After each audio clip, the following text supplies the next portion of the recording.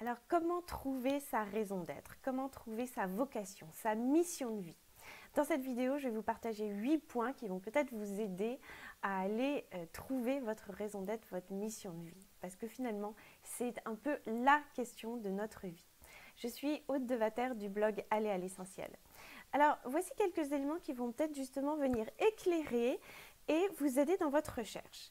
Alors, nous avons tous notre raison d'être ici sur Terre. Il n'y a pas ceux qui ont trouvé leur vocation et les autres, qui vont vivre petitement, tout simplement leur vie banale. Non, en fait, nous avons tous un sens à donner à notre vie. Nous avons tous notre raison d'être ici sur Terre.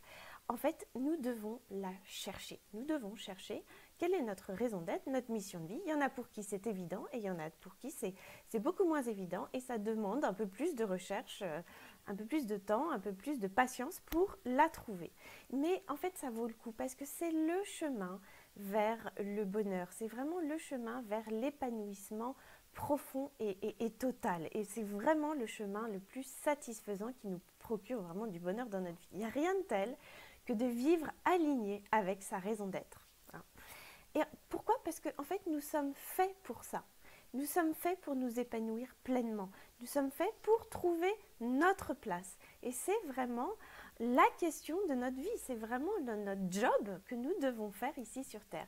Et c'est dommage, ce serait dommage de passer à côté de notre vie et de vivre un peu comme des moutons et passer à côté de ce qui vraiment nous anime profondément. On n'est pas fait pour subir notre vie, pour vivre petitement, de façon rétrécie. En fait, la raison d'être, c'est véritablement l'appel de notre cœur, c'est l'appel de notre âme, et personne n'y échappe. Alors, oui, comment trouver notre raison d'être? Alors, premièrement, ça a l'air tout bête de le dire, mais il faut se mettre en recherche. Il faut le désirer, il faut le vouloir. Si vous vous interdisez de penser que c'est possible, que vous pouvez réaliser vos rêves, vos projets, que vous pouvez aller sur votre chemin, trouver une raison d'être profonde et faire des choses dans votre vie, si vous vous interdisez de penser ça, c'est sûr que vous n'allez ni la chercher, ni la trouver, ni la voir. Ça, c'est sûr. Il y a peu de chances que ça arrive tout seul. En fait, il faut déjà savoir et croire que votre vie a un sens. Et que vous avez une place particulière à prendre dans ce monde. Nous avons tous une place particulière à prendre, la nôtre. Chacun a sa place à prendre. Et c'est vrai que si on pense de façon aigrie ou résignée que la vie c'est comme ça, il y a ceux qui ont de la chance et ceux qui ont une vie banale, on n'ira pas bien loin. Donc la première chose, c'est c'est vraiment oser se mettre en recherche et c'est croire que nous avons notre place, un sens à donner à notre vie et de faire émerger ce désir profond pour ouvrir, pour nous guider vers notre raison d'être. Deuxièmement, il faut être patient parce qu'il y a des gens pour lesquels c'est facile de trouver sa raison d'être. Mais il y en a d'autres, et c'est pour la plupart, c'est moins facile de trouver, ça demande du temps, parfois des mois, parfois des années. Je ne vais pas vous le cacher, c'est quelque chose qui se cherche, c'est quelque chose qui ne s'obtient pas comme ça, en claquant des doigts. Trouver sa raison d'être, c'est pas une mince affaire, ça peut prendre vraiment beaucoup de temps. Mais c'est intéressant de vivre ce processus, ce chemin, et dites-vous bien qu'aucun détour n'est inutile. C'est important ça. C'est le chemin qui est intéressant et aucun détour est inutile. Il ne faut juste pas perdre vue l'intention de trouver sa raison d'être. D'accord? Troisièmement, la raison d'être, c'est ce qui nous remplit de l'intérieur. C'est ce qui nous nourrit pleinement et c'est dirigé vers l'extérieur, vers les autres, vers le monde. En fait, dans la raison d'être, il y a toujours une notion de contribution.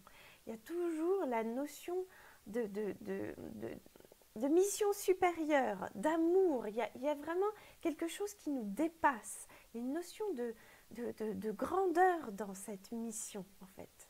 C'est l'amour qui est le vecteur. C'est vraiment... en fait, la raison d'être de chacun, c'est souvent d'ouvrir les cœurs et les consciences. C'est toujours autour de cette contribution-là. Et donc, quatrièmement, il va falloir se poser un certain nombre de questions pour pouvoir savoir comment on va la trouver. Et donc, c'est se demander ce qui nous touche, ce qui nous fait vibrer. Qu'est-ce que, par exemple, vous avez compris de la vie et que vous pouvez apporter aux autres ou que vous pouvez apporter au monde? Qu'est-ce que vous avez compris en particulier? Ou bien alors, on peut retourner la question différemment et se dire, mais qu'est-ce qui est insoutenable, insupportable pour vous et que vous voudriez voir changer, et vous avez compris quelque chose que les autres n'ont pas vu et que vous pensez pouvoir apporter votre petite pierre à l'édifice. Avec votre sensibilité, vos talents, votre façon de percevoir le monde, que voulez-vous apporter? Vous voyez, tout ça, ce sont des questions qu'il faut toujours garder en tête quand on cherche notre raison d'être. Quels sont les rêves enfouis les plus fous? Quels sont les appels de votre cœur, les appels profonds de votre âme, en fait? C'est vraiment être à l'écoute de ce qui est bien enfoui au fond de vous, mais qui vous fait vibrer. Qu'est-ce qui vous touche? Qu'est-ce qui vous procure des larmes voilà, qu'est-ce qui vous fait vibrer, même avec des larmes, vous voyez? Donc tout ça, ce sont des paquets de questions qu'il va falloir se poser au fur et à mesure qu'on avance dans cette quête. Et puis, vous pouvez aussi vous poser une dernière question qui est très importante et qui peut peut-être aussi changer votre façon de voir les choses, c'est de se demander qu'est-ce que je ne voudrais pas regretter à la fin de ma vie? Qu'est-ce que je ne voudrais pas avoir à regretter d'avoir fait dans ma vie quand je serai sur mon lit de mort? Donc ça, c'est vraiment une question fondamentale, mais ça vaut vraiment le coup de prendre le temps et de s'asseoir avec un papier et un crayon et de réfléchir à ça. Et tout au long du chemin, tout au long de cette quête que nous avons pour poursuivre notre raison d'être, quelle est ma mission, est-ce que j'y suis, pourquoi est-ce que je suis fait, eh bien nous devons avoir toutes ces questions en tête parce que c'est elles qui vont nous guider. Sixièmement, il y a une autre chose, c'est que la raison d'être, c'est indépendant de notre position, de notre fonction sociale. Par exemple, très classiquement, les femmes qui sont mères, qui ont des enfants, certaines pensent que leur raison d'être, c'est le fait d'être mère. Le fait d'être mère, c'est quelque chose qui est intrinsèque en nous, enfin, voilà, mais ça ne fait pas forcément partie de notre raison d'être. Pour certaines, ça sera véritablement notre vocation et notre raison d'être, mais pour d'autres, ça sera juste une fonction, mais la raison d'être, c'est quelque chose d'à part. Ça n'a rien à voir avec le fait d'avoir des enfants ou pas d'avoir d'enfants, d'être marié ou pas marié, d'être le frère d'eux, le fils d'eux, la femme d'eux, ou d'avoir un statut social, ou d'avoir un métier particulier. La raison d'être transcende en fait toutes ces choses-là.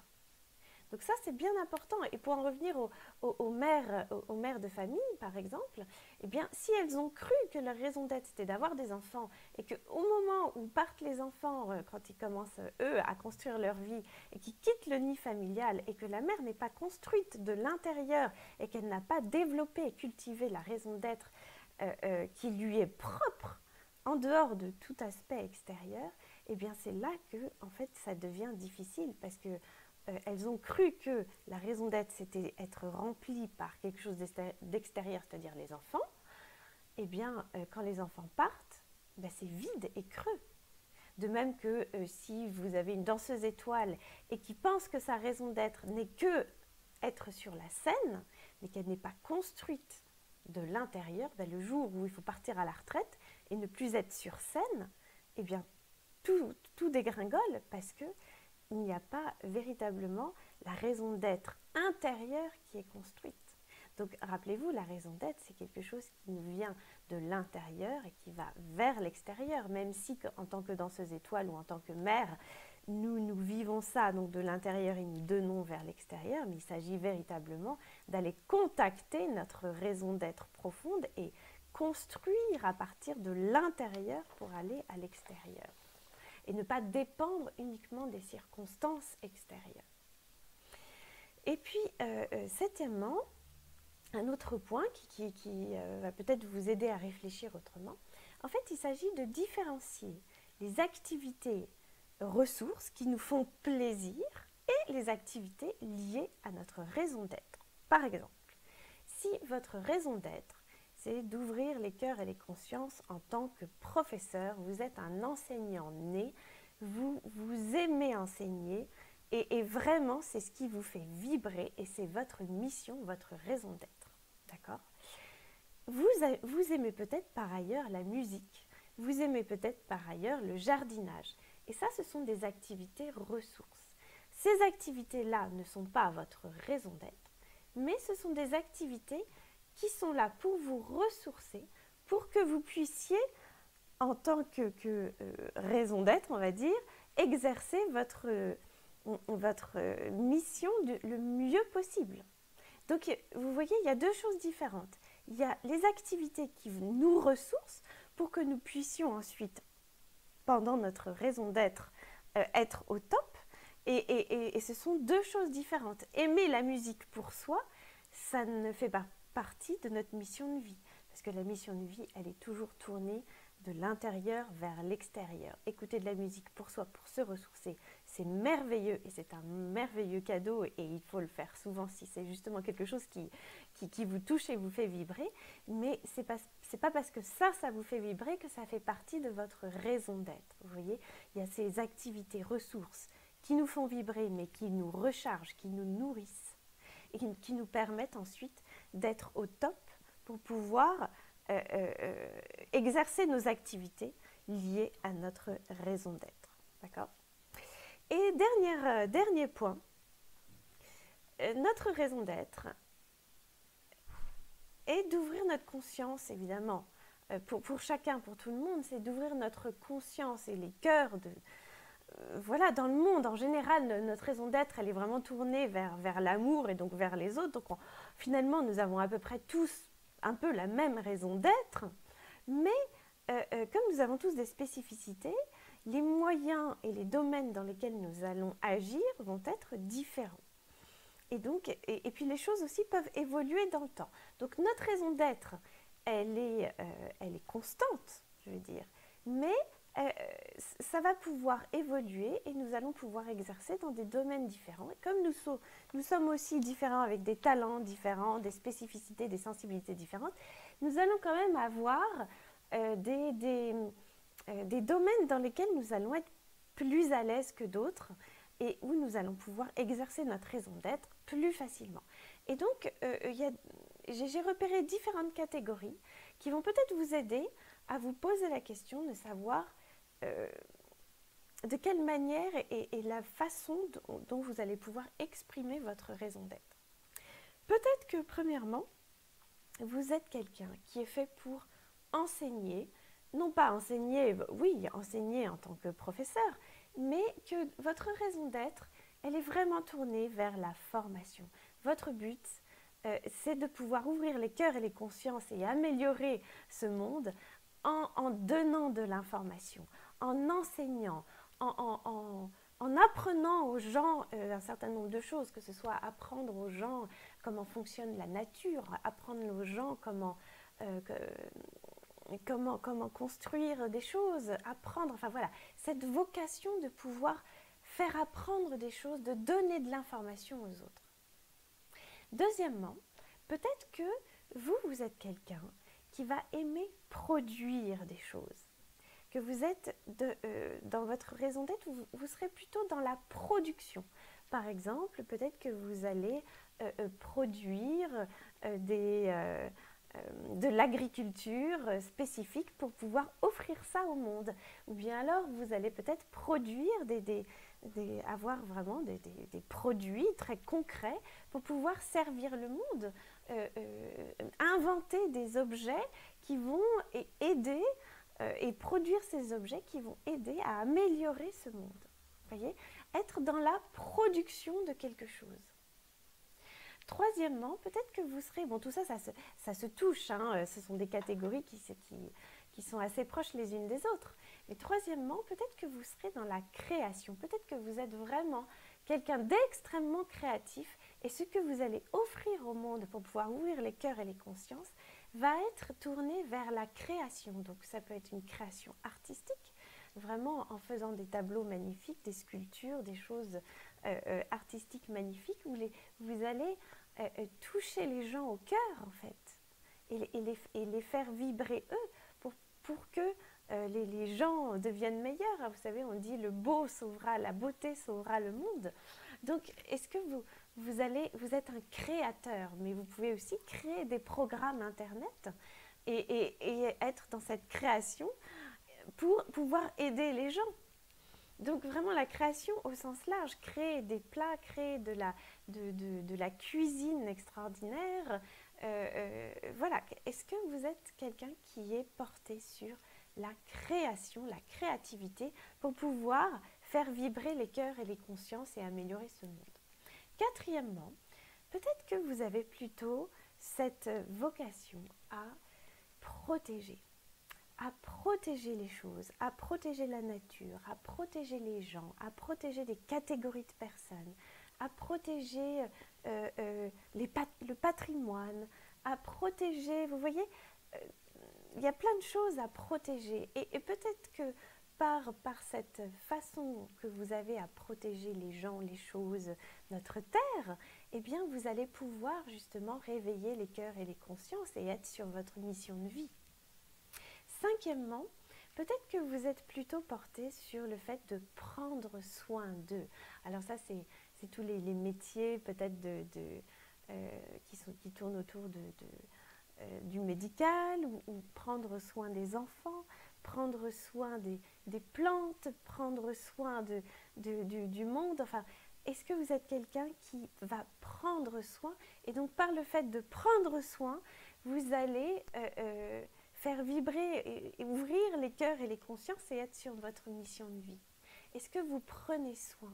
Et ça peut être vous savez, la mission de vie, ça peut être quelque chose d'absolument grandiose. Il y a des gens qui sont vraiment sur le devant de la scène, mais il y a aussi toutes les personnes qui sont sur leur mission de vie, qui ne sont pas forcément sur le devant de la scène, mais qui agissent voilà, dans leur cercle familial, dans leur quartier, là où ils habitent, mais qui font des merveilles.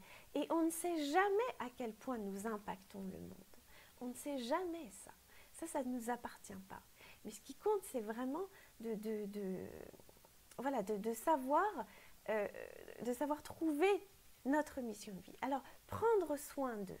Peut-être que vous êtes quelqu'un qui va prendre soin d'eux. D'accord ? Et puis, sixièmement, peut-être que vous êtes quelqu'un qui va inspirer les autres. Vous rentrez dans la pièce et vous êtes un éternel optimiste, positif, joyeux. Et rien qu'avec ça, vous êtes une source d'inspiration pour le monde.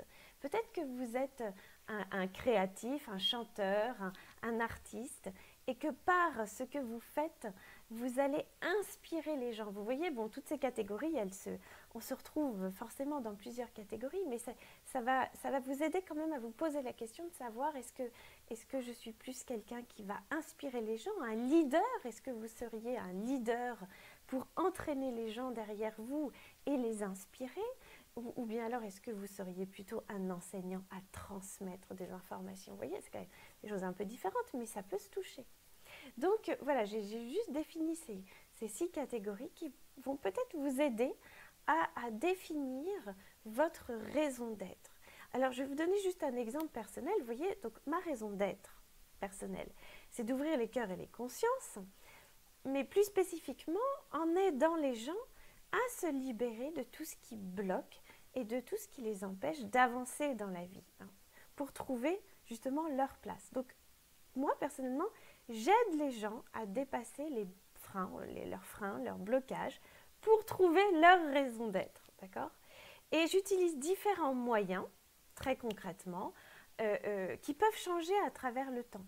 Donc j'utilise mon blog, je publie des articles, je reçois des personnes en individuel, j'anime des ateliers, je fais des vidéos, des conférences, enfin voilà. Et tout ça, ça peut évoluer dans le temps, d'accord?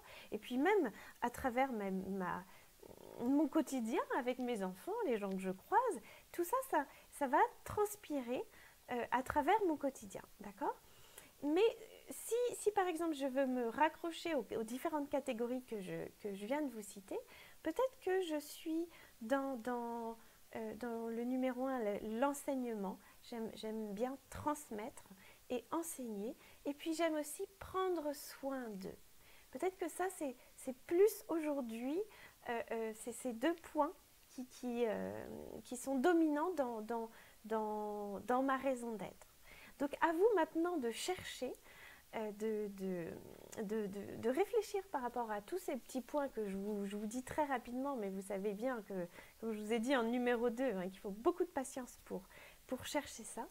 Mais vraiment, je vous souhaite de pouvoir poursuivre cette quête et de trouver votre raison d'être, parce que nous avons un besoin urgent de personnes dans ce monde qui sont heureuses de vivre et qui sont alignées avec leur raison d'être. Le monde en a besoin. Quand nous sommes sur notre raison d'être, quand nous sommes alignés avec notre vocation, vraiment, il y a un bonheur et quelque chose qui se déploie à l'intérieur de soi qui n'a pas son pareil ailleurs. Donc vraiment, le monde a besoin de personnes heureuses de vivre, alignées avec leur raison d'être. Alors mettons-nous en marche, vraiment mettons-nous en marche, ne perdons pas courage, ça peut être plus ou moins long selon les personnes, soyons patients, hein, et surtout ne perdons pas de vue ce magnifique projet de trouver sa raison d'être, et c'est tout le chemin qui est merveilleux, d'accord? La raison d'être, c'est peut-être un but, mais vraiment prenons le temps de profiter de ce chemin, de profiter des découvertes de la vie pour aller à l'essentiel dans notre vie. Alors vraiment, si cette vidéo vous a plu, partagez-la autour de vous, peut-être que ça aidera d'autres personnes. Likez-la et puis vraiment mettez-moi des commentaires si vous voulez, je serai ravie de vous lire, et allez sur mon blog Aller à l'essentiel où vous trouverez d'autres choses inspirantes pour vous.